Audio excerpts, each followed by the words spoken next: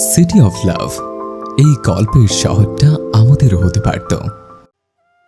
বলেই কট করে কল কেটে দেয় ওপাশ থেকে। প্রিয়তা মুচকি হেসে ফোন বুকের মাঝে ধরে রাখে। কাঠখোট্টা লোকটার মুখে আদুরে কথাগুলো কানে বাজছে মেয়েটার।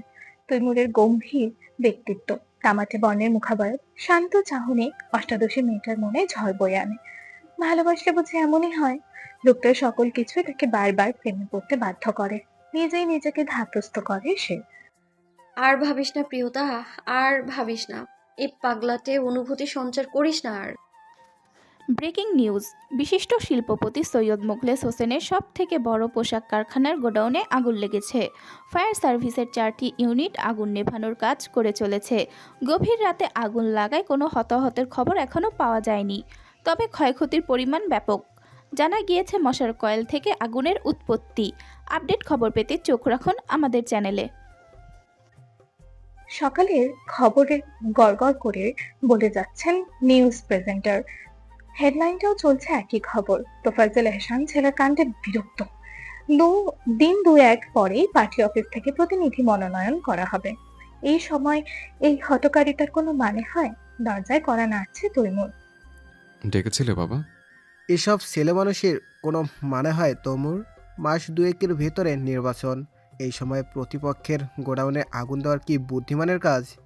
তৈমুর যেন আকাশ থেকে পড়ল। বাবা, বাবা, কি প্রমাণ আছে এটা আমি করিয়েছি? তুমি যে খেলা খেলতে চাইছো সে খেলা আমি অনেক আগেই খেলে এসেছি তমুর। তাহলে আমাকে আমার খেলা খেলতে দাও বাবা। তৈমুরের কথায় প্রত্যুত্তর করব না তোফাজ্জল এহসান। ছেলেটা যে তার মতোই একরোখা হয়েছে। প্রিয়তা, সামিরা কই? কলেজে যাওয়ার জন্য রেডি হচ্ছিল প্রিয়তা। ভাইয়ের কথায় কপাল কুঁচকে নেয়। কেন? ওকে দিয়ে তোমার কি কাজ? এইভাবে কেন বলছিস? জিজ্ঞেস করতে পারি না? আদিত্যের কথায় প্রত্যুত্তর করে না প্রিয়তা। ভাইয়ের প্রতি তার রাগ অনেক। ভাই কেন সামিরার অনুভূতি বুঝতে অক্ষম? ভার্সিটিতে আজ প্রেজেন্টেশন আছে আমার। একটা একটা শার্ট ইস্ত্রি করতে হতো। তুই তো পুড়িয়ে ফেলিস। আমার বাইরে একটু কাজ আছে, নয়তো আমি করতাম। বিরক্তিতে জ্বরসূচক আওয়াজ করে প্রিয়তা। সামিরা সীমাদের বাসায় গেছে, চলে আসবে এক্ষুনি। সীমাদের বাড়ির কথা শুনে রেগে যায় আদিত্য। সীমাদের বাসায় ওর কি কাজ? সীমার ভাইয়ের চলন চলন একদম ভালো না। ওকে একা পাঠিয়েছিস কেন? সামিরাকে নিয়ে তোমার ভাবতে হবে না ভাই। ভাবার জন্য তো তোমার গার্লফ্রেন্ড আছেই। এইখানে আমার গার্লফ্রেন্ড এলো কোত্থেকে? ধৈর্যের মাথা খেয়ে বসে মেয়েটা। ভাই তুমি কি সত্যি সামিরাকে বুঝতে পারো না? কি হয়েছে প্রিয়তা? সামিরার কণ্ঠে দমে যায় প্রিয়তা। সামিরাকে আসতে দেখে আদিত্য ধমকে ওঠে মেয়েটাকে। তুই ওর বাড়ি কেন গিয়েছিস? কোন দরকার তোর ওই বাড়িতে? মাথা নিচু করে নেয় সামিরা, চোখ পানিতে টইটম্বর। লোকটা কিসের অধিকার খাটায় তার প্রতি? নিজের প্রতি তো কোনো অধিকার দেয় না সামিরাকে। তাহলে সামিরার বেলায় কেন এত অধিকার বোধ? প্রিয়তা শুধু করুণ চোখে দেখে সামিরাকে। তার হাতে যে কিছু নেই, থাকলে হাতে সব সুখ সামিরার পায়ে এনে দিত। প্রিয়তাদের কলেজ গেটের সামনে দাঁড়িয়ে আছে তৈমুর। কিছুক্ষণের মাঝেই প্রিয়তা, সামিরার আর ইফাকে আসতে দেখা যায়। তৈমুরকে দেখে ইফা বাকি দুজনকে নিয়ে এগিয়ে আসে তার পাশে। তৈমুর গাড়ি থেকে হেলান ছেড়ে দিয়ে ইফাকে উদ্দেশ্য করে বলে, তুই সামিরাকে নিয়ে ড্রাইভারের সাথে বাড়ি চলে যা, প্রিয়কে আমি নিয়ে যাব। ভাইয়ের কথায় সম্মতি জানায় ইফা। চলে যায় সামিরাকে নিয়ে। প্রিয়তা বড় বড় চোখ করে তাকিয়ে আছে তৈমুরের দিকে। কালকে থেকে ওনার পরিবর্তন থেকে হতভম্ব প্রিয়তা। আপনি আমাকে আলাদা নিয়ে যাবেন? সত্যি আমার না বিশ্বাস হচ্ছে না। আমাকে একটা চিমটি কাটুন তো। ফোঁস করে নিঃশ্বাস ছাড়ে তৈমুর। কানের নিচে একটা পড়লে বিশ্বাস হয়ে যাবে। প্রিয়তার মুখ ভেঙচি কাটে। তা দেখে তৈমুর রেগে যায়। এটা কোন ধরনের ব্যবহার প্রিয়? কিছু বলছে না দেখি বেশি বেশি বেড়েছিস। প্রিয়তা কিছুই বলে না। এই লোকের রাগ দেখতে দেখতেই তার জীবন পার হয়ে যাবে। হতাশ প্রিয়তা, খুবই হতাশ। কোথায় নিয়ে যাবেন? রিকশায় ঘুরবো আমরা, অনেক মজা হবে। তৈমুর উত্তর করার আগে আকাশ তৈমুরের কালো হলুদ রঙের বাইক থামায় তাদের সামনে। তৈমুরের হাতে চাবি দিয়ে দাঁত গলিয়ে হাসে। সালাম দেয় প্রিয়তাকে। ভালো আছেন ভাবি? জি। জি। ভয়ে ভয়ে উত্তর করে প্রিয়তা, পাছে আবার লোকটা রেগে না যায়। ওঠ। তৈমুরের কথায় বাইকে উঠে বসে প্রিয়তা। ধরে বস। প্রিয়তা হাত বাড়িয়ে তৈমুরের কাঁধে হাত রাখে। মেয়েটার হাত কাঁপছে। কেন জানালি সেটা? কোথায় যাচ্ছি আমরা? তৈমুর উত্তর করে না। প্রিয়তা আর জিজ্ঞেস করে না কিছু। পুরান ঢাকার অলিগলি পেরিয়ে যাচ্ছে তারা। প্রিয়তা খুব করেই উপলব্ধি করছে মুহূর্তটা। হুট করেই বাইকে ব্রেক কষে তৈমুর। তার মানে তারা গন্তব্যে পৌঁছে গেছে। বাইক থেকে নেমে প্রিয়তার চোখ ছানা বড়া। এটা তো প্রিয়তাকে কথা শেষ করতে না দিয়ে তৈমুর নিজেই বলে, বইমেলা ভার্সিটির ছোটখাটো উদ্যোগে আয়োজন করা হয়েছে। আমি আমন্ত্রিত ছিলাম, ভাবলাম তোকে নিয়ে এলে খুশি হবে। খুশি হসনি? খুব খুব খুব খুশি হয়েছি আমি। আমাকে বই কিনে দিবেন আপনি? তুই হাত দিয়ে যেটা ধরবি সেটাই তোর জান। মেঘাচ্ছন্ন দিন, সকাল থেকে গুড়ি গুড়ি বৃষ্টি হচ্ছে। শুক্রবার বিধায় প্রিয়তাদের কলেজ বন্ধ। এই তো কিছুদিনের মাঝে তাদের বিদায় অনুষ্ঠান।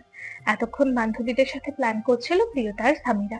সামিরার অবশ্য কোনো ইচ্ছাই ছিল না অনুষ্ঠানে অংশ নেওয়ার, তবে প্রিয়তার জোরাজুরিতে বাধ্য হয়েছে মেয়েটা। সামিরা মেয়েটা এই শীতল আবহাওয়ায় ঘুম দিয়েছে, আর প্রিয়তা আপাতত উপন্যাসের বইয়ে মন কুচে আছে। সেদিন তৈমুর মেলায় নিয়ে গেছিল, সেখান থেকে অনেকগুলো বই এনেছে সে। জানালা পুরোটা খুলে রেখে বই পড়ছে মেয়েটা। হুট করে চোখ যায় বাড়ির সামনের দিকে এক সারি গোলাপ গাছ। তাতে লাল রঙা ফুল ফুটেছে, তা স্পষ্ট দেখা যাচ্ছে। তৈমুরের দেওয়া গাছগুলোর জন্য বিপাকে পড়েছিল আদিত্য।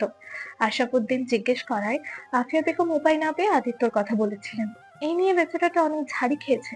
আশরাফুদ্দিনের কথা হলো, এতগুলো ফুল গাছ আনার কি দরকার ছিল? এর থেকে ফল বা সবজি গাছ আনতে পারতো। অথচ আসল কারবার তো লোকটার অজানা। বাইরে তখনও গুড়ি গুড়ি বৃষ্টি হচ্ছে। বৃষ্টিকে তোয়াক্কা না করে প্রিয়তা হাত ফোন নিয়ে ফুল গাছের দিকে এগিয়ে যায়। ফুলের কয়েকটা পাপড়ি ফুটে আছে, তাতেই যেন ফুলের সৌন্দর্য প্রকাশ পাচ্ছে। হাতে থাকা ফোন দিয়ে ফুলের বেশ কয়েকটা ছবি তুলে নিল। ফুলের গন্ধ নিতে নাক এগিয়ে দিল, কিন্তু লাভ আর হলো না। হাইব্রিড জাত হওয়ার ফুলের কোনো গন্ধ নেই। যে সে জানতে ঘরে এসে সবার আগে তৈমুরকে ছবি পাঠালো, সাথে একটা মেসেজ। অনেকক্ষণ পরও কোনো রেসপন্স না পেয়ে প্রিয়তা কল করে আদিত্যকে। প্রথমবার কেটে গেল, পরপর তৃতীয়বারের বেলায় কল তোলে তৈমুর। প্রিয়তাকে কিছু বলতে না দিয়ে, প্রিয়, আমি মিটিং আছি, চিন্তা করিস না। আদিত্য আমার সাথে আছে, বাড়ি গিয়ে কল করব। প্রিয়তার মন খারাপ হয়। এই গুড়ি গুড়ি বৃষ্টিতে লোকটা সমাবেশ করছে, ভেজে ঠান্ডা লাগবে তো। প্রিয়তার মনের গহীন থেকে ভেসে আসে, তোদের প্রেম চলছে, অঘোষিত প্রেম। প্রিয়তা তার ঘোর নিষেধাজ্ঞা জারি করে। তাদের প্রেম চলছে না, তাদের সম্পর্ক তো পবিত্রতা মেশানো, যেখানে শুধুই পবিত্রতা আছে। মেয়েটা আর বই নিয়ে বসে না, তার সারা বিকেল কেটে যায় তৈমুরের কথা ভাবতে ভাবতে। ব্রেকিং নিউজ, বিশিষ্ট শিল্পপতি সৈয়দ মুখলেস হোসেনের সব থেকে বড় পোশাক কারখানার গোডাউনে আগুন লাগার বিষয়ে চাঞ্চল্যকর তথ্য। পোশাক কারখানার আড়ালে মুখলেস হোসেনের কালো ব্যবসার পর্দাফাঁস। আগুন লাগার পেছনে তদন্ত করতে গিয়ে গোয়েন্দা টিমের হাতে ধরা পড়েছে কোটি কোটি টাকার দেশি বিদেশি নেশাজাত দ্রব্য। এই ঘটনার পরিপ্রেক্ষিতে সৈয়দ মুখলেস হোসেনের সকল কারখানা ও গোডাউন তদন্ত করবে গোয়েন্দা টিম। ঘটনাটি প্রকাশ্যে আসার পর থেকে সদ্য দেশ ফেরত মুখলেস হোসেন পলাতক। পরবর্তী সকল তথ্য পেতে চোখ রাখুন আমাদের চ্যানেলে। টিভির সামনে বসে হু হু করে কাঁদছেন বৃদ্ধা সখিনা বেগম। মুবিন নিজের ঘরে যাচ্ছিল, পথিমধ্যে মহিলার রাস্তা আটকে দাঁড়ায়। এসব কি বলছে টিভিতে? আমার আমার ছেলে কোথায়? মুখলেস রে পুলিশে ধরবো। তুই বাঁচা বাপ, ভাইরে বাঁচা। মায়ের ক্রন্দনরত মুখশ্রী দেখে মুবিনের খারাপ লাগলো না, বরং বিরক্ত হয় ছেলেটা। এসব কান্না বাদ দাও মা, সময় থাকতে ভাইকে ফিরিয়ে আনলে আজ এইসব দিন দেখতে হতো না। তাছাড়া আমি নিজে গোয়েন্দা টিমের সাথে কথা বলেছি, তাদের হাতে পর্যন্ত প্রমাণ আছে। মহিলার কান্না আরো বেড়ে যায়। তুই আপন ভাই হয়ে ভাইয়ের বিরুদ্ধে কথা বলছিস? ভাইকে তো ঠিক পথে আনতে পারোনি, আমি সৎ পথে আছি, তাও সহ্য হচ্ছে না তোমাদের। বলে আর দেরি করে না মুবিন গটগট পায়ে নিজের ঘরে চলে যায়। রাতের খাওয়া দাওয়ার পর প্রিয়তা ঘুমানোর প্রস্তুতি নিচ্ছে। প্রিয়তা আর সামিরা। প্রিয়তার ফোনে কল আসে তৈমুরের নাম্বার থেকে।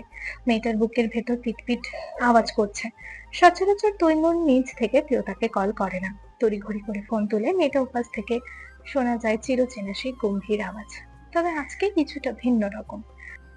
প্রিয়, দলের হয়ে এমপি প্রার্থী হিসেবে নির্বাচনের অংশ নেব। আজ মনোনয়নপত্র হাতে পেলাম। তৈমুরের কণ্ঠ শুনে যে কেউ বুঝে যাবে লোকটা কতটা খুশি নিয়ে এই সংবাদ দিচ্ছে। তৈমুরের খুশি দেখে প্রিয়তা নিজেও খুশি হয়। এতগুলো বছর লোকটা রাজনীতিতে ব্যয় করেছে। মনে মনে দোয়া করে যেন তৈমুর নিজের পরিশ্রমের ফল পায়, তবে মুখে কি বলবে ভেবে পায় না। প্রিয়তার নীরবতা দেখে তৈমুর বলে, খুশি হোস না? কিছু বলছিস না যে? আপনার খুশিতেই আমার খুশি। প্রিয়তার ছোট উত্তরে তৈমুর হাসে, নিঃশব্দ হাসি। অন্য সময় হলে হয়তো আবেগে কথা বলার কারণেই এক ধমক দিত তৈমুর, তবে আজ আর ইচ্ছা হলো না মেয়েটাকে ধমকাতে। হোক না কিছুটা ব্যতিক্রম। বাইরে ঝিরিঝিরি বৃষ্টি হচ্ছে। অবাক করা বিষয়, ফোনের ওপাশ থেকে বৃষ্টির আওয়াজ বেশ স্পষ্ট। প্রিয়তার ভাবনার মাঝে তৈমুর বলে, প্রিয়? প্রিয়তা চোখ বন্ধ করে নেয়। কি আছে এই ডাকে? এতটা ভালোবাসা মিশিয়ে কেন ডাকতে হবে লোকটার? সে কি জানে না তার এই একটা ডাক যথেষ্ট প্রিয়তার মন মস্তিষ্ক অচল করতে? হুম। বাইরে আসবি একবার? পেলে চমকে ওঠেনি। রাত করে বাইরে যেতে বলেছেন কেন উনি? আপনি কোথায়? তোদের বাড়ির পেছনের উঠোনে, ঠিক বেলেফুল গাছের পাশে দাঁড়িয়ে।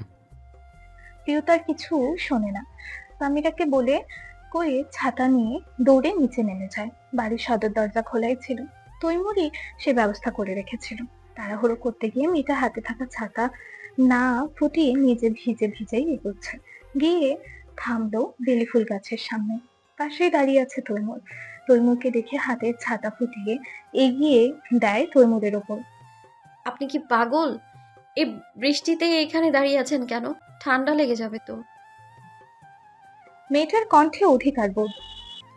তোকে দেখতে ইচ্ছা করছিল। হালকা আওয়াজে বলে তৈমুর, তবে প্রিয়তা স্পষ্ট শুনতে পায়। নিজের কানকেও বিশ্বাস করতে পারছে না মেয়েটা। সে ঠিক শুনলো তো? তৈমুর বলছে এই কথা। কি বলেন?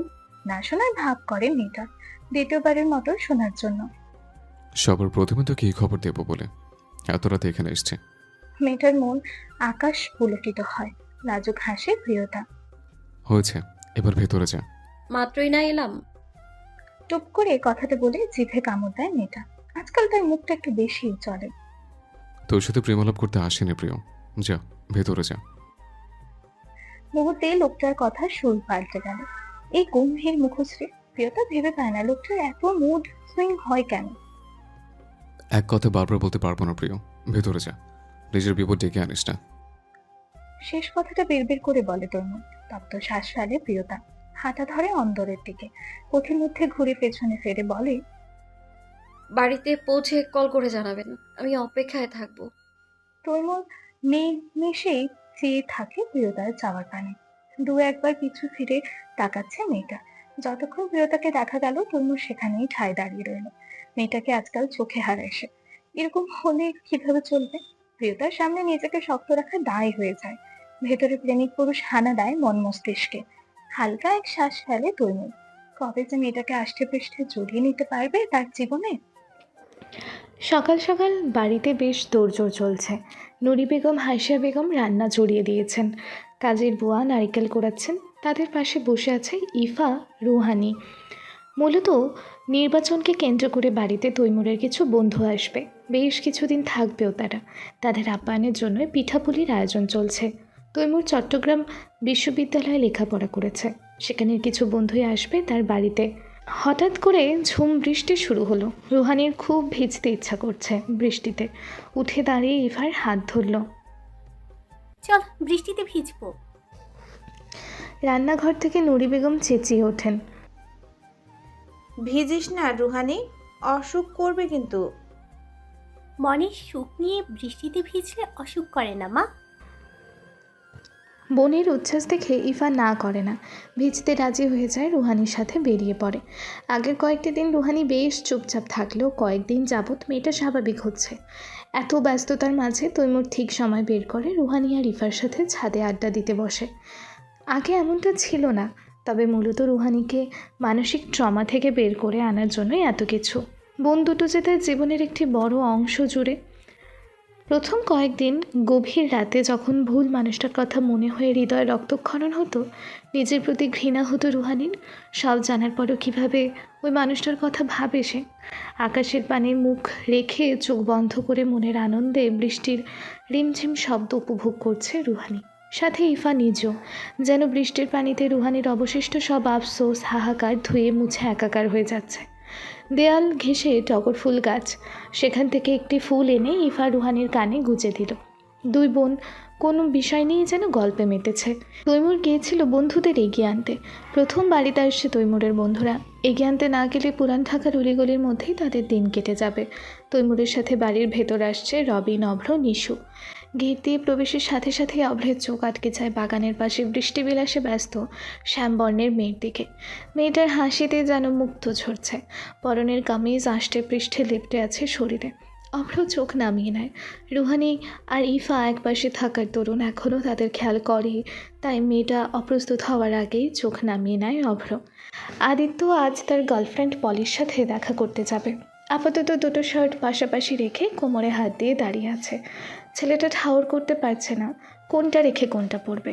সেই কারণেই প্রিয়তা আর সামিরাকে ডেকে পাঠিয়েছে সে। জানতে হবে তো কোন শার্টে তাকে বেশি হ্যান্ডসাম লাগবে। ভাইয়া ডেকেছিলে? ভাবনার মাঝেই সামিরা এসে উপস্থিত হয়। হ্যাঁ, দেখ তো কোন শার্টে আমাকে বেশি হ্যান্ডসাম লাগে। আমি কিছুতেই ঠিক করতে পারছি না, তাই তোকে আর প্রিয়তাকে ডাকলাম। প্রিয়তা কই? প্রিয়তা মামির সাথে রান্নাঘরে, মামি আমাকে পাঠালো। আচ্ছা, দেখ তো কোনটা পরবো। মিনমিন করে প্রশ্ন করে। কোথাও যাবে তুমি?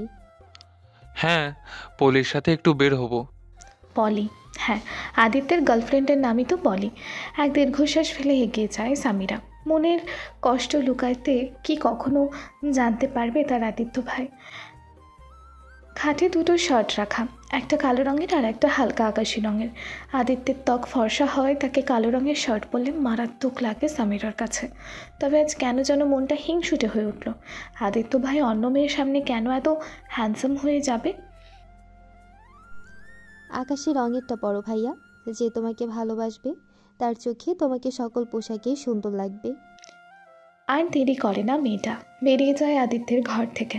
আদিত্য যেয়ে থাকে সামিরার যাওয়ার পানে। কেমন একটা শোনালো না শেষের কথাটা।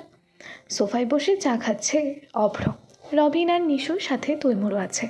রান্নাঘর থেকে নাস্তার ট্রে নিয়ে আসছেন হাসিয়া বেগম, তার সাথে রুহানি। সবার আগে অভ্রের দৃষ্টি পড়ে রুহানির ওপর। সকালের হাস্যোজ্জ্বল মেয়েটার মুখটা এখন শান্ত। মুখের আদল দেখে মনোভাব বোঝার উপায় নেই। হাসিয়া বেগমকে দেখে রবিন বলে, আন্টি, আপনার হাতে চা খেতে তো এলাম। হ্যাঁ, আন্টির হাতে চা খেতে আসতে তোমাদের গ্র্যাজুয়েশনের পরও 4 বছর সময় লেগে গেল, তাই না? আসলে হয়েছে কি আন্টি, আমরা আসতে চেয়েছি বহু আগের থেকেই, তবে আপনার বাদর ছেলেটাই আনতে চাইতো না আমাদের। অভ্রের দিকে রাগে লোক দেয় তৈমুর, কিন্তু হাসিয়া বেগমের সামনে কেউ তৈমুরকে পাত্তাই দিচ্ছে না। হাসিয়া বেগম হাসে ছেলেদের কথায়। ছেলেগুলো মজা করছে। হঠাৎ চোখ যায় রবিনের পাশে চুপটি করে বসে আছে আরেকটি ছেলে। পরিচয় করিয়ে দেওয়ার সময় কি যেন নাম বলেছিল? ও হ্যাঁ, মনে পড়েছেন, নিশু। বাবা, তুমি চুপচাপ কেন এত? নিশুকে উদ্দেশ্য করে বলে হাসিয়া বেগম। নিশু হালকা হাসে। কিছু বলার আগেই রবিন বলে ওঠে, আন্টি, ওকে নিয়ে ভাববেন না, ও একটু চুপচাপই।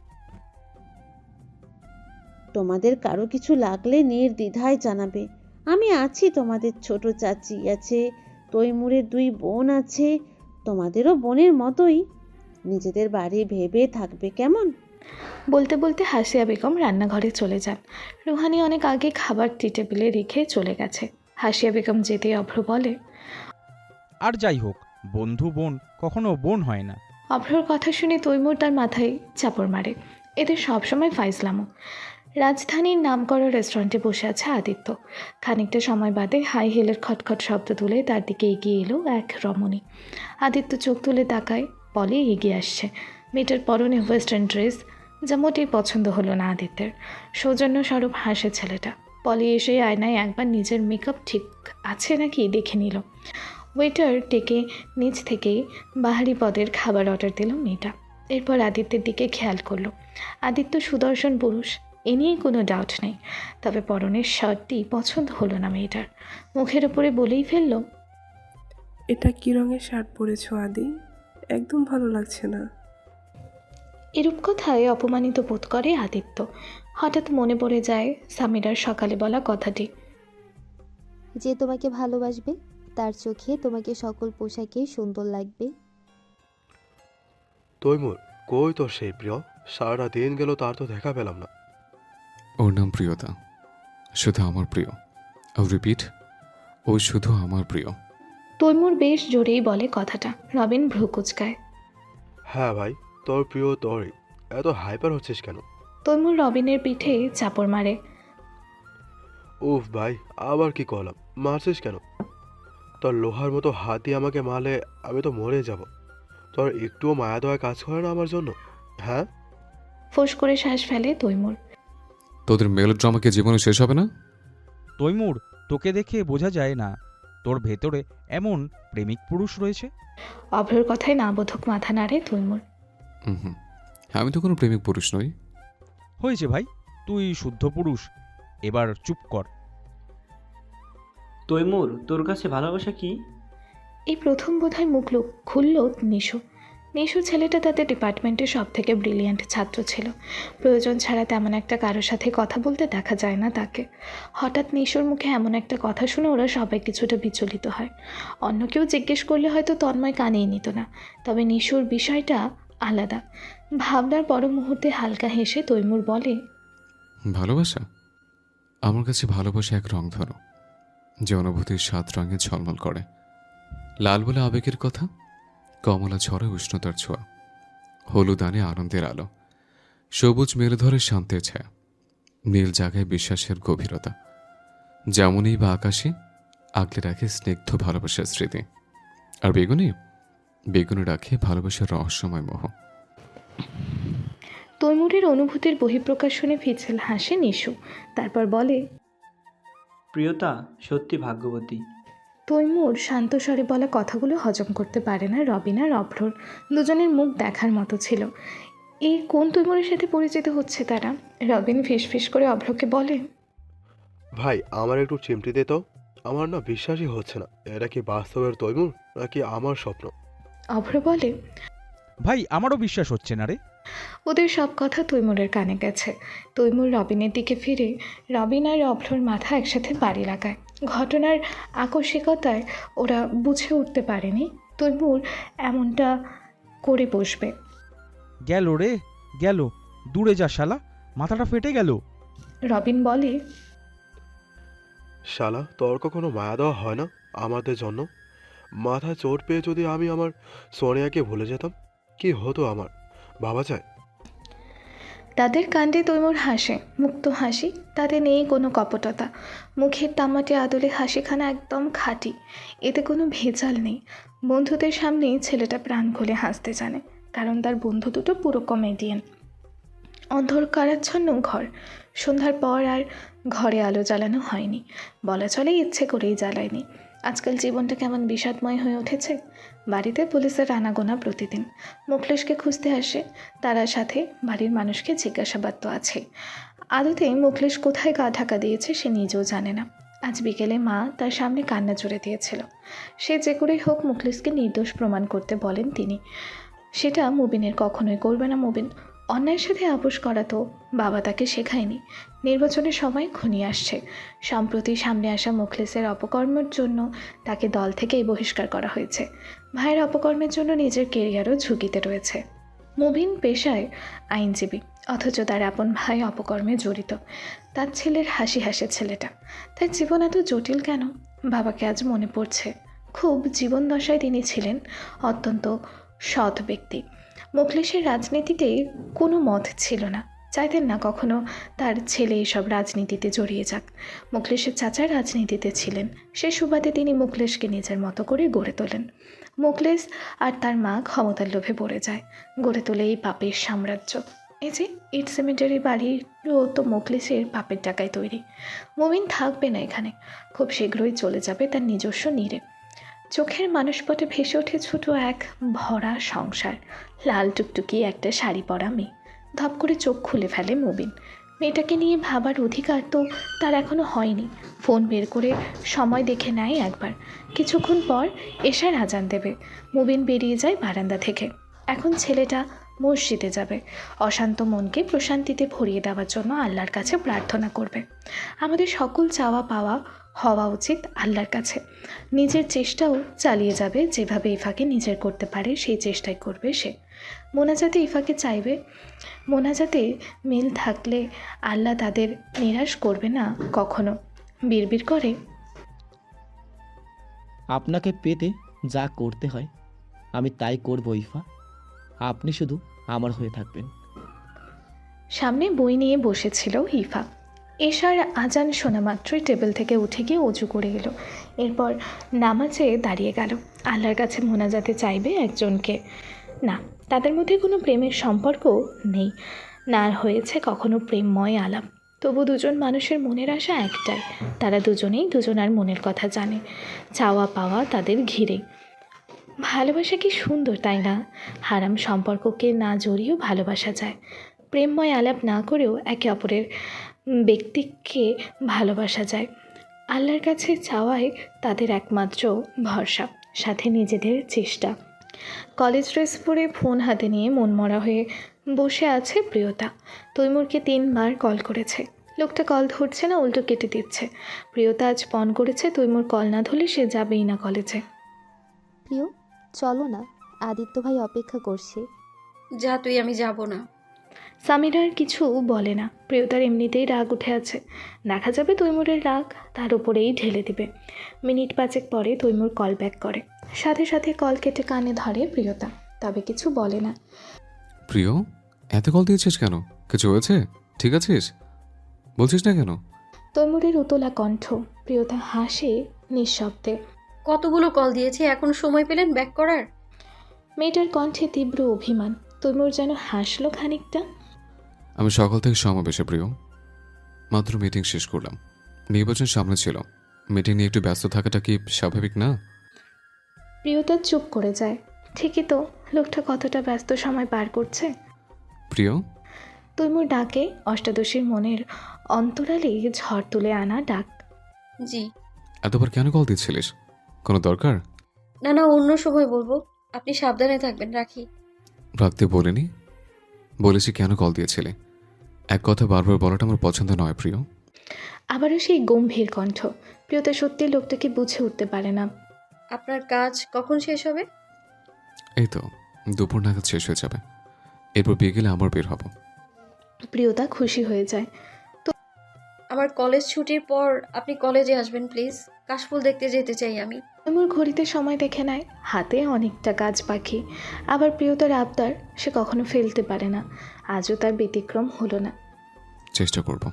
ছোট উত্তরে খুশিতে আত্মহারা হয়ে যায় মেয়েটা। আরও কিছু কথা বলে ফোন রেখে দেয়, গলা উঁচিয়ে বলে, সামিরা, আমাকে রেখে যাস না, আমি আসছি। ড্রয়িং রুমে বসে থাকা সামিরা হাসে। সে তো যায়নি প্রিয়তাকে রেখে, কি সে কলেজে যাবে? সে তো প্রিয়তাকে আশ্বাস দিল, কিন্তু কাজের চাপে মনে হয় না সে আজ প্রিয়তাকে নিয়ে বের হতে পারবে। প্রিয়তার কলেজ শেষ হবে ঠিক দুপুর 2টায়। ফোঁস করে নিঃশ্বাস ছাড়ে তৈমুর।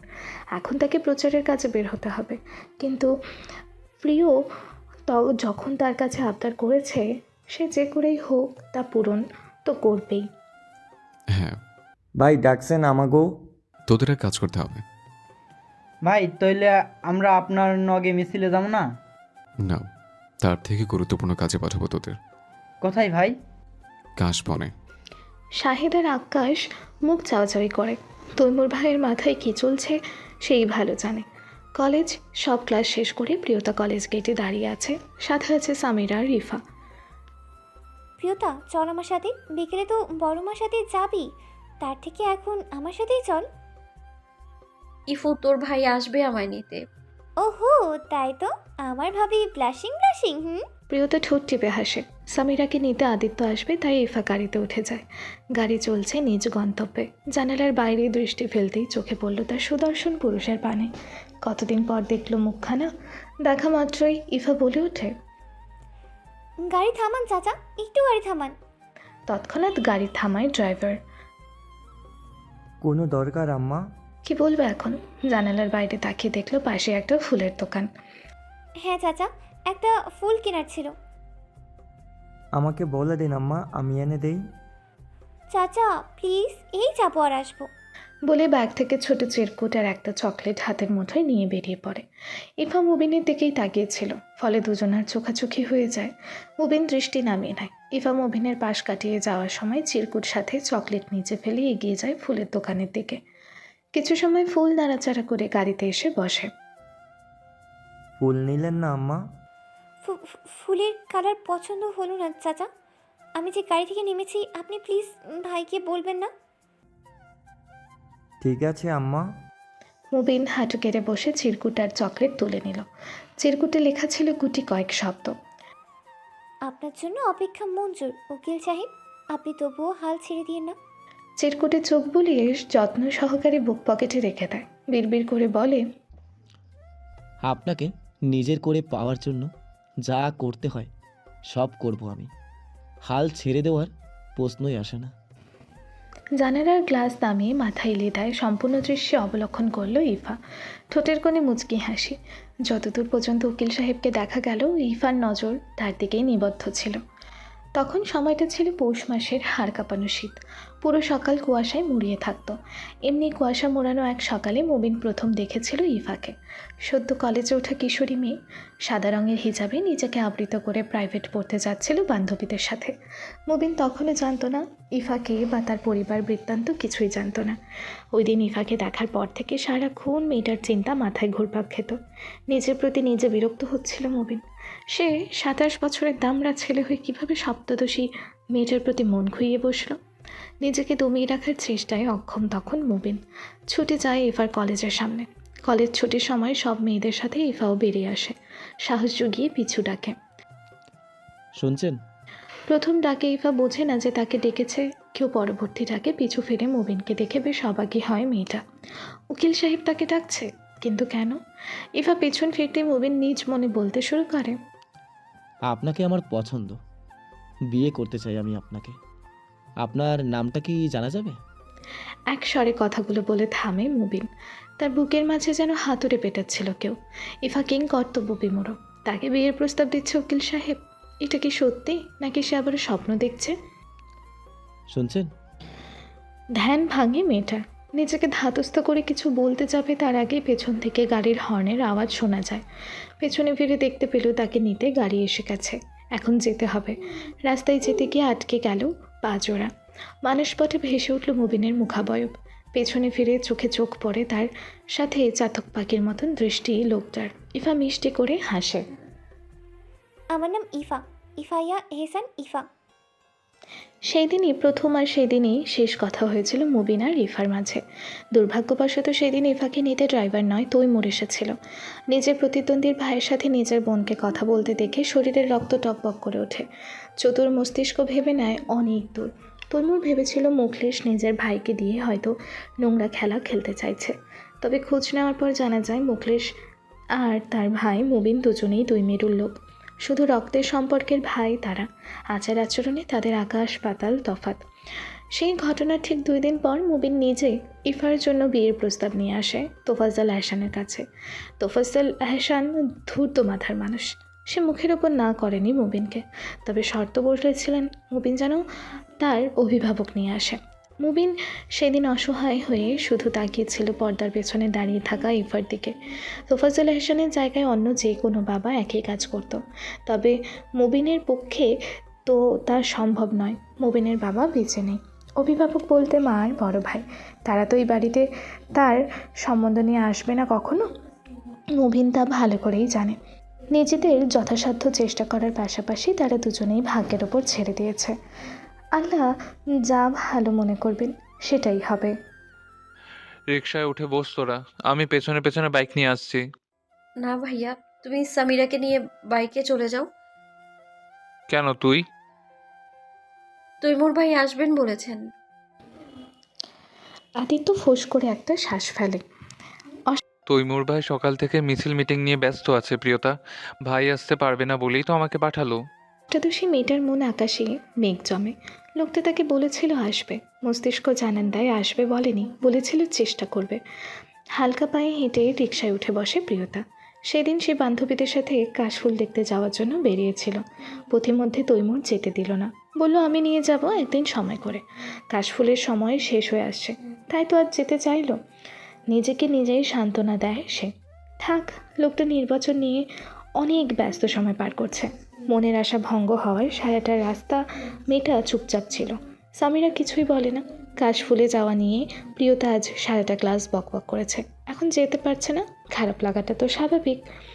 প্রিয়তা রিক্সা থেকে নেমে ধীর পায়ে বাড়িতে প্রবেশ করে। মেয়েটা মাথা নিচু করে হাঁটছে। সামিরা গেট দিয়ে প্রবেশ করে তাদের একতলা বাড়ির দিকে তাকিয়ে অবাকের চরম পর্যায়ে। প্রিয়তা রুমের জানালার সামনে উঠানের সম্পূর্ণ জায়গা জুড়ে কাশফুলের ছড়াছড়ি। এই প্রিয়তা, দেখ তোর ঘরের সামনে দেখ। সামিরার কথায় নিজের ঘরের দিকে তাকিয়ে প্রিয়তা হতভম্ব। থমকালো মেয়েটা। পর মুহূর্তেই বুঝে গেল সম্পূর্ণ কাহিনী। প্রিয়তার উচ্ছ্বাস দেখে কে? দৌড়ে যায় কাশফুলের কাছে। সামিরা হাসে। মেয়েটার উচ্ছ্বাস দেখে পেছনে দাঁড়িয়ে আদিত্য বোনের আনন্দ দেখছে। তার বাবা ভুল। প্রিয়তার জন্য তৈমুর সব কিছু করতে পারে, শুধু তৈমুরই। দিনের শেষ প্রান্ত চলমান। মিছিল শেষ করে তৈমুর মাত্রই পার্টি অফিসে এসে তার কেবিনে বসল। শুভ্ররাঙা পাঞ্জাবি ঘামে শরীরের সাথে লেপ্টে আছে। ফোনের টুংটাং আওয়াজে পকেটে রাখা ফোন বের করে। ফোনের সামনে ভেসে ওঠে শাড়ি পরিহিত রমণীর ছবি। ছবি দেখে ফোন কাছে আনে তৈমুর। জুম আউট করে মেয়েটার ছবি। পুঙ্খানুপুঙ্খ খুঁটিয়ে খুঁটিয়ে দেখছে। আকাশি রঙের শাড়িতে যেন অপরূপা লাগছে প্রিয়তাকে। মুখে মুক্ত ছড়ানো সেই চিরচেনা হাসি। সারাদিনের ক্লান্তি দূর করার জন্য যেন মেয়েটার এক দর্শনই যথেষ্ট ছিল। কি আছে এই হাঁটুর বয়সী মেয়ের মাঝে? তৈমুর মাঝে মধ্যে সত্যি ভেবে পায় না। প্রিয়তার জন্মের সময় তৈমুরের বয়স ছিল 11 বছর। প্রিয়তার মা অন্তঃসত্ত্বা থাকা অবস্থায় 7 মাসে হাসিয়া বেগম তাকে স্বাদ খাওয়াতে দাওয়াত করে আনে। ছোট তৈমুর সেদিন সরল মনে জিজ্ঞেস করেছিল, বড় মা, তোমার পেট বড় কেন? তোমার পেট থেকেও কি বনু আসবে? হাসিয়া বেগম সেদিন ছেলের গাল টেনে বলেছিল, না বাবা, তোমার বউ আসবে। ছোট তৈমুরের রাগ সেদিন দেখে কে? তার মুখে একটাই কথা, বউ কি পেটে আসে নাকি? বউকে তো বিয়ে করে আনতে হয়, চাচুর মতো। তৈমুরের ভাবনার ছেদ ঘটে শাহেদের আগমনে। ভাই, আপনার বন্ধুরা আইছে। শাহেদের মুখের ভাষা তৈমুরের কোনো কালেই পছন্দ না। শাহেদ, আমি এমপি হলে তোকে আমার অ্যাসিস্ট্যান্ট বানাবো। মুখের ভাষা এমন হলে কিভাবে হবে? তৈমুরের কথা শুনে জিভে কামড় দেয়। পরক্ষণেই দাঁত কপাটি বের করে হাসে আর বলে, ভাই আমি তো পারি, খালি চীনা মানুষের সামনে কইতে শরম করে। শাহিদের কথার পরিপ্রেক্ষিতে তৈমুর কিছু বলবে তার আগেই হুড়মুড় করে তৈমুরের কেবিনে প্রবেশ করে অভ্র ও রবিন। তাদের পেছন পেছন শান্তভাবে হেঁটে আসছে নিশু। এই শালা, তুই এমপি হবি বলে তোর কেবিনে অনুমতি নিয়ে আসতে হবে। তোর পিয়নশালায় ঢুকতেই দিল না, বলে স্যারের অনুমতি লাগবে। অভ্রের কথা মোটেই শাহিদের পছন্দ হলো না। সে বলে, তৈমুর ভাই একটু আগেই কইছে আমি হেয়ার অ্যাসিস্ট্যান্ট। অভ্র আর রবিন হুহা করে হাসে, ব্যঙ্গ করে বলে, আচ্ছা বুঝেছি, আন্নের কর্তা। হয়েছে, থাম তোরা। তৈমুরের কথায় হাসি থামায় তারা। শাহেদকে বলে, পিয়নকে চা দিয়ে যেতে বলো। নিশু বলে, এই আমি কফি খাবো। আচ্ছা, 3 কাপ চা আর 1 কাপ কফি পাঠা। ভাই শুধু চা না, মানে সাথে অন্য কিছু? শাহিদ কাঁচুমাচু হয়ে বলে। তৈমুর ব্যঙ্গাত্মক হাসে। ওদের চা খাওয়াচ্ছি, তাই বেশি। অভ্র যেন আকাশ থেকে পড়ল তৈমুরের কথা শুনে। এই 1 কাপ চা নিয়ে খোটা দিচ্ছিস তৈমুর? তোর চা আমি খাইতাম না, আমি জায়গা। তো যা, আমি না করেছি? তৈমুরের কাছে এর থেকে বেশি কিছু আশা করা যায় না। এই শালা, তোর জন্য মানুষের বাড়ি বাড়ি গিয়ে ভোট চাইছি, আর তুই 1 কাপ চা নিয়ে কেপটামি করছিস? ছি তুই মরছি। এমপি হওয়ার আগে সম্পর্ক বদলে গেল একটি পলকে। রবিন তার ফাটাবাসের মতন কণ্ঠে গান গাইছে মনের দুঃখে। আমি অভিশাপ দিলাম তৈমুর, বিয়ের পরে তোর কলিকাতা হারবালের দরকার পড়বে। সে কিছুদিন পরেই বুঝে যাবে, চিন্তা করিস না। বছরের মাথায় তোদের চাচা ডাক শোনাবো। এদের লাগামহীন বেলাজ কথাবার্তায় শাহেদের মনে হচ্ছে মাটি ফাঁক করে নিচে ঢুকে যেতে। তাদের গম্ভীর মুখে তৈমুর ভাইয়ের এভাবে মজাও করতে পারে। আজ না দেখলে সেটা জানতই না সে। মুখ লুকিয়ে বেরিয়ে যায় শাহেদ। এখানে থাকলে সে পাগল হয়ে যাবে এদের লাগামহীন কথায়। প্রিয়তা শাড়ি পরে তৈমুরকে কল করেছিল, তাও আবার ভিডিও কল। তবে তৈমুর রেসপন্স করেনি। এ নিয়ে প্রিয়তার কোনো অভিযোগ নেই। লোকটা প্রচুর ব্যস্ত, সময় পার করছে। প্রিয়তা সেটা জানে, বুঝে, তাই তো সে নিজের ছবি পাঠিয়ে রেখেছিল তৈমুরের কাছে। আজকাল কেমন যেন সারাক্ষণ তৈমুরকে নিয়েই ভাবতে ভালো লাগে। লোকটার হাসি যেন অমাবস্যার চাঁদ, সচরাচর দেখাই যায় না। মুখের আদল সব সময় গম্ভীরতায় ডুবে থাকে। তবু লোকটা একটু যত্ন মাখা কথা বললে প্রিয়তা গলে যায়। অবশ্য তৈমুরের গম্ভীর মুখেও প্রিয়তা গলেই যায়। নিজের অযাচিত ভাবনাই আপনা আপনি হাসে প্রিয়তা। সামিরা পড়ার টেবিল থেকে তা খেয়াল করে। কি রে প্রিয়তা, মুচকি মুচকি হাসছিস কেন? ব্যাপার কি? এই যে সে ব্যাপার নয়। বলে খিলখিল করে হাসে প্রিয়তা। তখনই হুট করে তার ফোনে তৈমুরের কল আসে। বুকের ভেতর পিটপিট করছে কেমন যেন। ফোন নিয়ে বারান্দায় চলে যায় প্রিয়তা। আর সামিরা পড়াশোনায় মনোনিবেশ করে। ফোন কানে নিয়ে চুপ করে আছে প্রিয়তা, যেন সেই চিরচেনা ডাকের অপেক্ষায়। প্রিয়, চোখ বন্ধ করে মেয়েটা। কথা বলছিস না কেন? তৈমুরের গম্ভীর মুখ। আপনার ডাকের অপেক্ষা করছিলাম। মিনমিন করে উত্তর দেয় সে। তৈমুর হাসে এই উত্তরে। নিজস্ব কাশবাগান পছন্দ হলো? খুব পছন্দ হয়েছে। তাহলে এবার আমাকে গিফট দে। ভাবনায় পড়ে প্রিয়তা। তৈমুর তো সবই আছে, সেই নতুন করে কি দেবে? আপনার তো সবই আছে, আপনাকে আমি কি দেব? তোকে দিয়ে দে। বিড়বিড় করে আপন মনে। তবে তা স্পষ্ট শুনতে পায় প্রিয়তা। কিছু বললেন? না, কিছু না। সময় এলে আমার পাওনা আমি নিয়ে নিতে জানি। হাসিয়া বেগম আজ প্রিয়তাদের বাড়িতে দাওয়াত করেছেন। ব্যবসার কাজে আশরাফুদ্দিন শহর থেকে বাইরে গিয়েছেন, সে কারণেই তাদের আসতে বলেছেন হাসিয়া বেগম। প্রিয়তা আর সামিরা কলেজে এসেছিল, আর মাত্র কিছুদিন আছে বিদায় অনুষ্ঠানের। তারা কিছুতে এই সময়টা ক্লাস মিস দিতে চায় না। ছুটির পর থেকে ইফা জোরাজুরি করছে যেন প্রিয়তা আর সামিরা ওর সাথে তাদের বাড়িতে যায় দুজনে। মা রাগ করবে এভাবে একা একা গেলে। ইফা নাছোড় বান্ধা, সে সাথে নিয়ে যাবেই।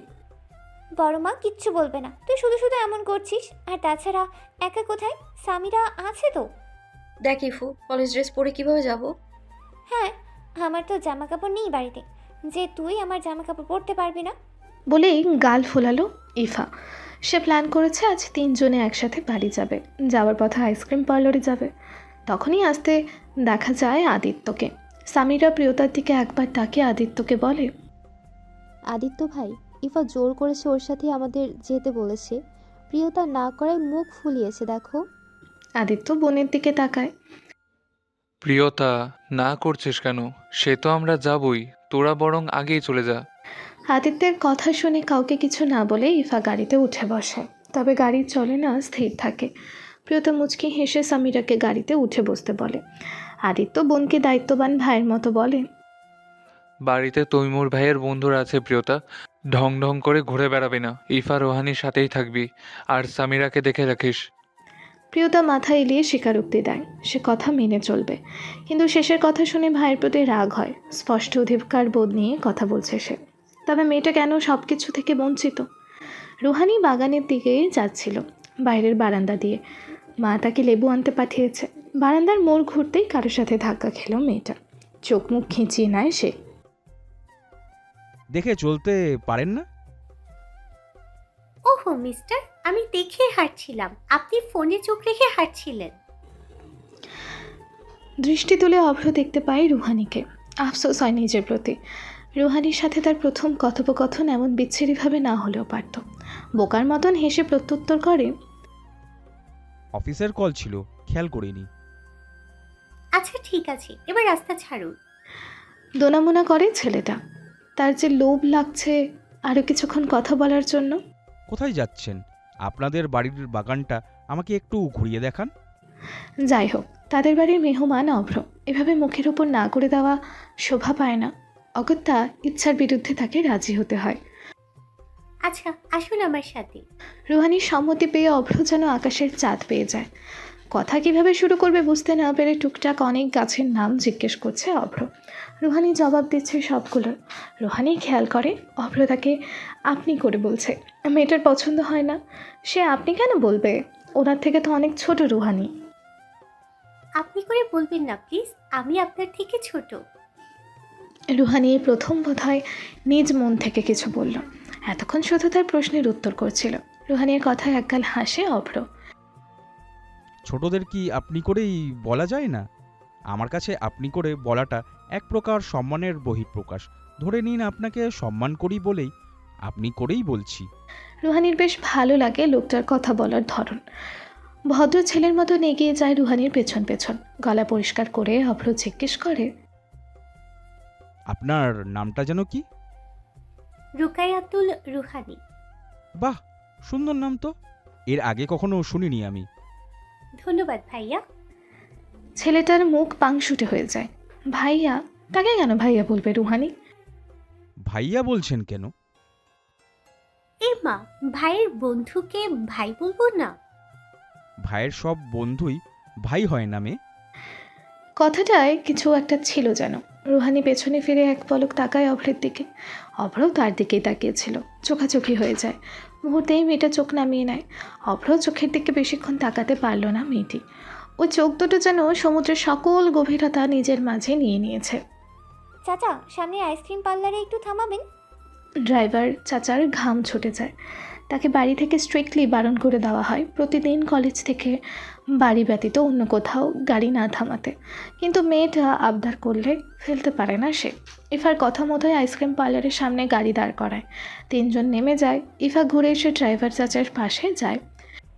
চাচা, ভাইকে। ইফার কথা শেষ হওয়ার আগে ড্রাইভার চাচা বলেন, তৈমুর বাবা কল করলো, বলল কলেজ ছুটি দিতে দেরি হয়েছে। তার কথা শুনে হাসে ইফা। চলে যায় ভেতরে। সামিরা আর প্রিয়তা আগে ভেতরে চলে গিয়েছে। তিনজনে নিজেদের পছন্দের আইসক্রিম অর্ডার দিয়ে দাঁড়িয়ে আছে। আইসক্রিম নিয়ে গাড়িতে বসে খাবে তারা। হুট করে প্রিয়তার চোখ যায় কোণার একপাশে বসে থাকা এক রমণীর দিকে। প্রিয়তার কেমন চেনা চেনা লাগছে মেয়েটাকে। ভালো করে খেয়াল করে দেখতে পায় মেয়েটা তো পলি না। আদিত্য ভাই দেখিয়েছিল মেয়েটাকে। মেয়েটা কারোর সাথে কথা বলছে, তবে পাশে বসা লোকটাকে দেখা যাচ্ছে না। পাশের লোকটাকে দেখার জন্য প্রিয়তা ফোনের ক্যামেরা অন করে নর্মালি ওয়াশরুমের দিকে যায়। কেন যেন মনে হচ্ছে সেখানে আদিত্য না অন্য কেউ আছে। প্রিয়তার ধারণাই ঠিক। পলির অপর পাশে বসে থাকা ছেলেটাকে সে চেনে না। কেমন পুতু করছে দুজনে যেন প্রেমিক প্রেমিকা। প্রিয়তার আগে থেকেই পলি মেয়েটাকে পছন্দ না। এই ভিডিও সে আদিত্যকে দেখাবে। যেন তেন মেয়ের পাল্লায় পড়ে ভাইয়ের জীবন নষ্ট হোক, সে তো তা হতে দিতে পারে না। এই প্রিয়তা, কি ভাবছিস এত? গাড়িতে চল, দেরি হয়ে গেলে তৈমুর ভাই সন্দেহ করবে। ইফার কথায় প্রিয়তার ভাবনার ছেদ ঘটে। হ্যাঁ চল। সামিরা বলে, কোথায় গিয়েছিল ওইদিকে? তেমন কিছু না, চল চল, দেরি হয়ে যাচ্ছে। প্রিয়তা তাড়া দিয়ে বিষয়টা এড়িয়ে যেতে চায়। আদিত্যকে না জানাতে কাউকে কিছু বলতে চাচ্ছে না মেয়েটা। তৈমুর বন্ধুদের নিয়ে ড্রয়িং রুমে সোফায় বসে আছে। কিছুক্ষণ বাদেই ফোনে সময় দেখছে। আসার সময় তো হয়ে গেছে, এবার ওরা চলে আসবে। তৈমুর সকালে ইফাকে বলে দিয়েছিল প্রিয়তা আর সামিরাকে যেন সাথে করে নিয়ে আসে। তৈমুরের ধারণাই ঠিক। কিছুক্ষণের মাঝে কলেজ ড্রেস পরিহিত তিনটি মেয়ে প্রবেশ করে সদর দরজা দিয়ে। বাড়ির সদর দরজার উল্টো দিকে সোফায় বসে থাকা তা স্পষ্ট দৃষ্টিগোচর হয় সকলের। প্রিয়তা প্রবেশ করতে সোফায় বসে থাকা তৈমুরের সাথে চোখাচোখি হয় তার। পরক্ষণেই চোখ নামিয়ে নেয় প্রিয়তা। রান্নাঘরের দিকে যেতে নেয় তার মামনির সাথে দেখা করার জন্য। তবে বেশি দূর যেতে না যেতেই পেছন থেকে তৈমুর ডাকে, জি। এদিকে আয়। তৈমুরের ডাকে প্রিয়তা গুটি গুটি পায়ে এগিয়ে যায় সেদিকে। তৈমুর উঠে গিয়ে প্রিয়তার পাশে দাঁড়িয়ে বলে, ও আঞ্জুমন প্রিয়তা এহসান, আমার প্রিয়, আমার রংধনু।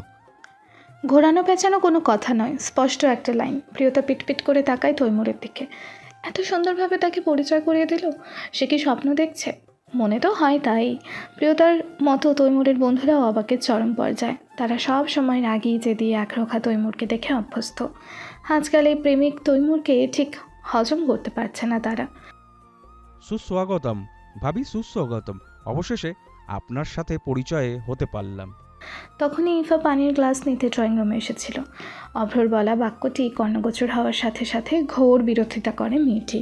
ছি ভাইয়া, সুস্বাগতম বলছেন? আপনি কি জানেন শুদ্ধ ভাষায় সুস্বাগতম এই সন্ধি বিচ্ছেদ করলে অত দ্বারাই সুসু আগতম। আপনার কি সুসু পেয়েছে? তৈমুর বোনের কথায় ঠোঁট চেপে হাসে। ইফার কথা শুনে অট্টহাসিতে ফেটে পড়ে রবিন। সে হাসছে আর অভ্রর পিঠে মারছে। এই শালা, হাসবি না। ভালো কথা, আমাকে মারছিস কেন? অভ্রর কথা যেন শুনতে পেল না রবিন। সে নিজ মনে হাসছে। ড্রয়িং রুমে উপস্থিত সকলের মুখেই চাপা হাসি। তাদের মধ্যে অভ্রর চোখে পড়ে রুহানির ওপর। মেয়েটাও হাসছে। নিজের ইমেজ ধরে রাখতে গলা পরিষ্কার করে বোকা বোকা হেসে বলে, আসলে কি হয়েছে বলো তো? সেই ভার্সিটির লাইফ থেকে তোমার ভাইয়ের মুখে শুধু প্রিয়তার কথা শুনেছি। আজকে দেখার সৌভাগ্য হলে বলে এক্সাইটেড হয়ে ভুলভাল বলে ফেলেছি। রুহানি আবারও চাপা হাসে লোকটার এক্সকিউজ দেওয়া শুনে। প্রিয়তার বেশ ভালো লাগে তৈমুরের বন্ধুদের। হাসি মজা করে তৈমুরের মতন গম্ভীর নয় মোটেও। পরিস্থিতি স্বাভাবিক করতে তৈমুর বলে, হয়েছে, যা তোরা ফ্রেশ হয়ে নে উপরে গিয়ে। তৈমুর ছাদের এক কোণে দাঁড়িয়ে আছে। হাতের 2 আঙুলের মাঝে সদ্য ধরানো সিগারেটটা পুড়ে ছাই হচ্ছে। কি যেন এক ভাবনায় মশগুল সে। মুখলেশকে এখনও পাওয়া যায়নি। সে এখনও পলাতক। এই কারণেই মূলত স্বস্তির শ্বাস নিতে পারছে না তৈমুর। তৈমুরের জন্য মুখলেশ দল থেকে বিতাড়িত। সাথে তার অবৈধ ব্যবসায় লাল বাতি জ্বলছে। এত কিছুর পরে মুখলেশ মোটেও হাত গুটিয়ে বসে থাকার লোক নয়। নিজের উপর আছড় এলে তৈমুর তা সামলে নেওয়ার ক্ষমতা রাখে। তবে সে একা পরিবারের সবাইকে কিভাবে সুরক্ষা দেবে? তৈমুরের ভাবনার ছেদ ঘটে ছাদে কারো পদধ্বনি শুনে। পেছনে ফিরে চায় না সে, কারণ সে তো জানে এ সময় কে ছাদে আসতে পারে। প্রিয়তা এসে তৈমুরের পাশে দাঁড়ায়। তৈমুর সবাই হাতে থাকা জ্বলন্ত সিগারেট মুখে নিয়েছে। প্রিয়তা হাত উঁচিয়ে তৈমুরের ঠোঁটের ফাঁকা থেকে সিগারেট টেনে ফেলে দেয়। সাথে সাথে পা দিয়ে পিষে ফেলে। তৈমুর ঘুরে তাকায় প্রিয়তার দিকে। সাহস কি বেশি বেড়ে গেছে প্রিয়? সাহস নয়, অধিকার বোধ বলতে পারেন। নির্দ্বিধায় প্রত্যুত্তর করে মেয়েটা। তৈমুর মেয়েটার দিকে চেয়ে থেকে নির্নিমেষ। অধিকার বোধ বুঝে গেছে মেয়েটা, অথচ সে জানেই না প্রিয়তার সব জল্পনা কল্পনা তৈমুর পর্যন্তই সীমাবদ্ধ। অধিকার বোধও তাকে নিয়েই। কিছু বলছেন না কেন? নিচে আপনাকে দেখতে না পেয়ে ছাদে এলাম। কেন এলে? কিছু না। তৈমুর পুনরায় প্রিয়তার দিকে চায়। প্রিয়তার মনোভাব বুঝতে খুব একটা সময় লাগে না তার। অষ্টাদশী মেয়েটার এখন আবেগের বয়স। ঘন্টার পর ঘন্টা প্রেমালাপ করতে চাওয়াটা ভুল নয়, কিন্তু তৈমুর যে ব্যস্ত সময় পার করছে এটা তো প্রিয়তার বুঝতে হবে। ফোঁস করে এক শ্বাস ফেলে তৈমুর। প্রিয়? তৈমুরের গম্ভীরটাকে প্রিয়তা মাথা উঁচিয়ে তাকায় তার দিকে। তৈমুর আগে থেকেই তার পানি চেয়েছিল। চোখাচোখি হয়ে যাওয়ায় চোখ নামিয়ে নেয় প্রিয়তা। সময় অসময় আমার কাছে আসবে না প্রিয়। আমি আজকাল নিজের প্রতি ভরসা পাই না। যখন তখন যে কোনো কিছু করে ফেলতে পারি। After all, I have legal rights on you. চমকালো প্রিয়তা। কথার মানে বুঝতে পেরে কপোলদ্বয় গরম হয়ে আসে। শরীর জুড়ে শিরশির অনুভূতি বিরাজমান। অথচ তৈমুর তার থেকে অনেকটা দূরে দাঁড়িয়ে এখনো। প্রিয়তা লোকটাকেই প্রথম এমন লাগামহীন কথা বলতে শুনল। ফাঁকা ঢোক গেলে প্রিয়তা। মামুনি আমায় ডাকছে, আমি আসি। বলেই হাঁটা ধরে তৈমুর। পেছনে ঘুরে ঠোঁট কামড়ে হাসে। প্রিয়তা তড়িঘড়ি করে হাঁটছে। ছাদের চৌকাঠে পা রাখতে পেছন থেকে ভেসে আসে তৈমুরের কণ্ঠ। নির্বাচন শেষ হলে তোকে বউ সাজিয়ে ঘরে তুলব প্রিয়। নিজেকে তৈরি করে নে। আদিত্য আর আফিয়া বেগম কিছুক্ষণ আগে এসেছে। আদিত্য সকলের সাথে দেখা করে সামিরাকে খুঁজছে। তার হাতে একটা শপিং ব্যাগ। দ্বিতীয় তলায় করিডোর দিকে হাঁটার সময় খেয়াল করলো পাশের বড় বারান্দা থেকে আওয়াজ আসছে। কৌতূহলবশত এগিয়ে গিয়ে দেখতে পায় সামিরা নিশোকে চা এগিয়ে দিচ্ছে। তার মানে সামিরা চা দিতে এসেছিল। তবে আদিত্যের বিষয়টি মোটেও পছন্দ হলো না। সামিরা কেন অন্য কাউকে চা এগিয়ে দেবে? চা দিয়ে ট্রে নিয়ে বেরিয়ে আসতে আদিত্যকে দেখে সামিরা। হালকা হেসে বলে, কখন এলে? এসেছি বেশ কিছুক্ষণ। তুই কি করে খেয়াল করবি? তুই তো অন্য কাজে ব্যস্ত। ভ্রু কুচকে নেয় সামিরা। এভাবে কথা বলছে কেন আদিত্য ভাই? কেন, কি হয়েছে? এভাবে বলছো কেন? কিচ্ছু না। এই নে ধর তোর জামা। তোর যে অ্যালার্জির প্রবলেম আছে তুই ভুলে যাস কেন? অন্য কারোর ব্যবহার করার কিছুই যে তুই ব্যবহার করতে পারবি না তোর তো অজানা না এসব। তবু এমন খামখেয়ালি মন। সামিরা চুপ করে যায়। বিষয়টা তো মাথা থেকে বেরিয়ে গিয়েছিল। সামিরা নীরবতা দেখে আদিত্য বলে, এবার দয়া করে দাঁড়িয়ে না থেকে চেঞ্জ করে আয়। সামিরার হাতে ব্যাগ ধরিয়ে দেয়। ট্রে নিজের হাতে নেয়। এইটা আমি রেখে আসবো, তুই তোর কাজে যা। আদিত্য সামিরার সম্পূর্ণ কথোপকথন নিশু শুনতে পায়। না চাইতেও কানে আসে। মনের গহীন থেকে আপনা আপনি দীর্ঘ নিঃশ্বাস বেরিয়ে আসে। তার জীবনে এমন একজন থাকলে কি খুব ক্ষতি হতো, যার উপর সে নির্দ্বিধায় অধিকার ফলাতে পারত? মনে বলে ওঠে, থাক না, অনিশ্চয়তার জীবনে কেন কাউকে জড়াতে যাচ্ছিস? হাসে নিশু। শূন্যে তাকে বিড়বিড় করে, তবুও আমার লাশের পাশে বসে কাদার জন্য কেউ একজন থাকলে মন্দ হতো না বিষয়টা। মাগরিবের নামাজ পড়ে মসজিদ থেকে কেবলই বেরিয়েছে তৈমুর, সাথে আছে তার বন্ধুরা। তাদের উদ্দেশ্য এখন গিয়ে চায়ের আড্ডায় বসবে, তার আগেই পেছন থেকে কেউ একজন ডাকে। তৈমুর ভাই। পেছনে ঘুরে দেখতে পায় মুবিনকে। ছেলেটা এগিয়ে আসছে তাদের দিকে। ভাই, আমার কথা আছে আপনার সাথে, আর্জেন্ট।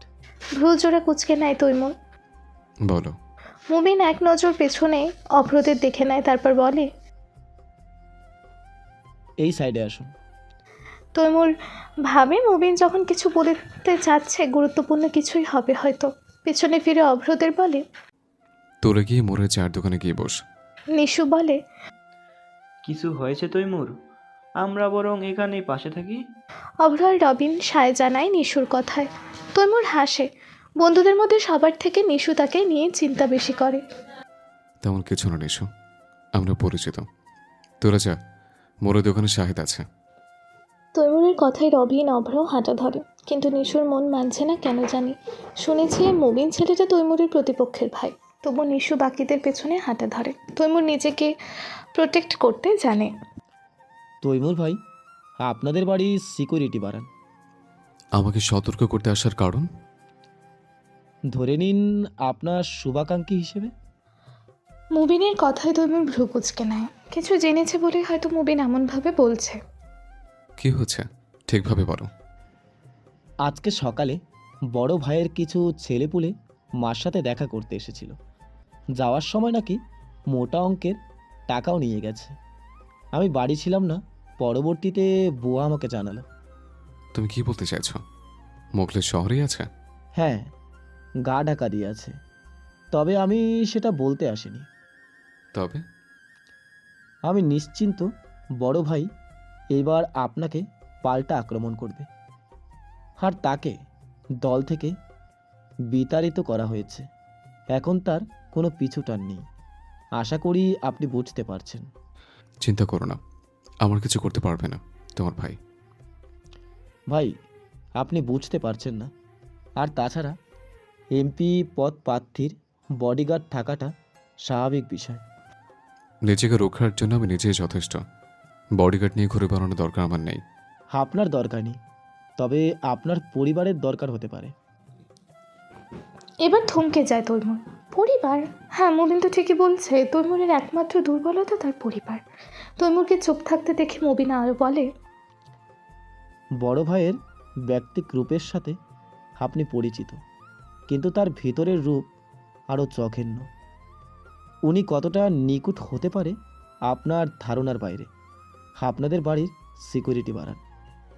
কথা বলতে সময় খেয়াল করে মুবিনের চিন্তিত মুখশ্রী। তৈমুর হালকা হেসে বলে, এফআইআর জন্য চিন্তিত বলে এত কিছু আমাকে জানালে? তৈমুরের কথায় হালকা হাসে মুবিন। অবশ্যই। আপনি কি পারবেন আপনার প্রেয়সীকে বা তার পরিবারের ক্ষতির মুখে ছেড়ে দিতে? তৈমুরের চেহারার রং পাল্টায়। আমার বোনের উপর নজর রাখা বন্ধ করো। নজর নয়, সুরক্ষিত রাখার চেষ্টা। আমি বারবার আপনাদের সামনে আমার ভালোবাসার জাহির করতে যাব না, আর না আপনাদের কাছে চাইব। আমি চাইব আমার রবের কাছে। মনে রাখবেন, রহম সম্পর্কে থাকা পাপ ভালোবাসা পাপ নয়। তোমার নাম মুবিন না রেখে মজনু রাখা উচিত ছিল। তার কথায় হুহা করে হাসে মুবিন। তৈমুর আর দেরি করে না, হাঁটা ধরে। মজনু সেজে ভাইয়ের সামনে তারই বোনের ভালোবাসা দেখাচ্ছে। ভাইয়েরা যতই অন্য কাউকে ভালোবাসুক তা দোষের নয়, অথচ বোনের ভালোবাসা মেনে নিতে এদের যত আপত্তি। নিজের মনের ঘোর বিরোধিতা করে তৈমুর। নিজ মনে বিড়বিড় করে, আমার বন্ধুর সকল চাওয়া তাদের পায়ের নিচে এনে দেওয়ার জন্য আমি তৈমুর সর্বদা প্রস্তুত। গুলশানের নাইট ক্লাবে সুন্দরী রমণীদের ভিড়ের মাঝে বার স্টলে বসে বিয়ারের গ্লাস হাতে বসে আছে মোখলেস। এটা মূলত তারই অবৈধ ব্যবসার অন্যতম উৎস। এই ব্যাপারে এখনও কেউ জানে না। পুলিশের হাত থেকে নিজেকে সুরক্ষা দেওয়ার জন্য সে এখানে ডেরা জমিয়েছে। খানিকটা সময় বাদে একজন এগিয়ে আসে তার দিকে। বস, এই যে টাকা। হাতের ব্যাগ এগিয়ে দেয় মোখলেসের দিকে। কেউ দেখেনি তো তোকে? না ভাই, শুধু আপনার মা বাড়িতে ছিল, আর কেউ দেখেনি। মুবিন ভাই বাড়িতে ছিল না, সেই সময় গিয়েছিলাম। আচ্ছা, আর কোনো খবর আনতে পেরেছিস? ভাই, মুমিন ভাইকে আজকাল তৈমুরের সাথে কথা বলতে দেখা যায়। মুখাবয় পাল্টায় মুখলেশের। দুধ কলা দিয়ে কালসাপ পুষেছি, বুঝলি? আমাকে ছবল দেওয়ার জন্য ফেনা তুলছে। ভাই, ওই হাঁটুর বয়সী ছেলেটা এভাবে সব শেষ করে দিল, আপনি কিছুই করবেন না? পান খাওয়া দাঁত থেকে খ্যাক খ্যাক করে হাসে মুখলেশ। কে বলেছে আমি চুপ করে আছি? সময় হোক, সব দেখতে পারবি। আচ্ছা, তাহলে আজ আসি। ও হ্যাঁ, শোন। বলুন ভাই। একবার যে বলেছিলি কোনো মেয়েকে তৈমুরের সাথে দেখা গেছে কয়েকবার। এই যে শুনছো মাই প্রিয় শ্রোতা বন্ধুরা, তোমরা শুনছো সিটি অফ লাভ প্রেরিত প্রেমে সিক্ত গল্প। আর আমাদের সাথে পথ চলতে do like, comments and share. আর সাবস্ক্রাইব করতে কিন্তু একদম ভুলবে না। টাটা।